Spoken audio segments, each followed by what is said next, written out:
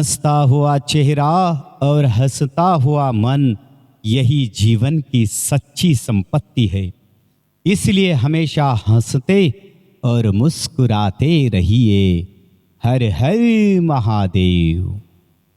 काळाने कितीही अत्याचार केले असले तरी जिंकण्याची ऊर्जा रक्तात असली पाहिजे। मनात घर करून गेलेली व्यक्ती कधीच विसरता येत नाही। घर छोटे असले तरी चालेल, पण मन मात्र मोठे असले पाहिजे।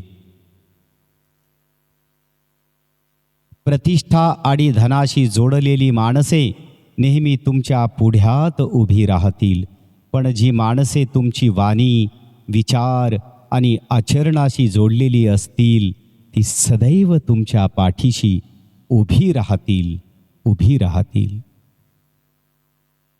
मुलाच्या ओंजळभर सुखासाठी देवाकडे विश्वा इतका पदर पसरणारी एकमेव स्त्री म्हणजे आई असते। उम्र बढ़ने से मुस्कुराहट नहीं रुकती, लेकिन मुस्कुराहट रुकने से उम्र जल्दी बढ़ जाती है। इसलिए हमेशा मुस्कुराते रहिए। रागाला आवरता आलं की नात्याला सहजपणे सावरता येतं।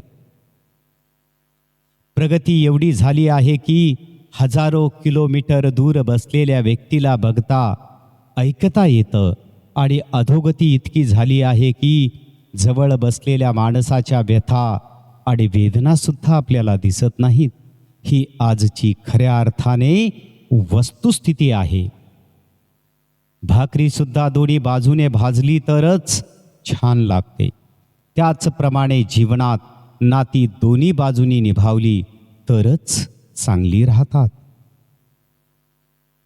आयुष्याच्या कोणत्याही वळणावर माणूस कधीच एकटा पडू नये म्हणून देवानं मैत्रीचं नातं निर्माण केलं, कारण मैत्री ही जगातील एकमेव नातं आहे जे रक्ताचं नसलं तरी खात्रीचं मात्र असतं।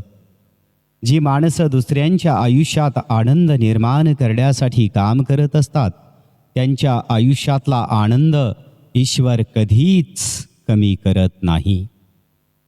मन आणि विचार जिथे जुळतात तिथेच नाती सुद्धा टिकतात।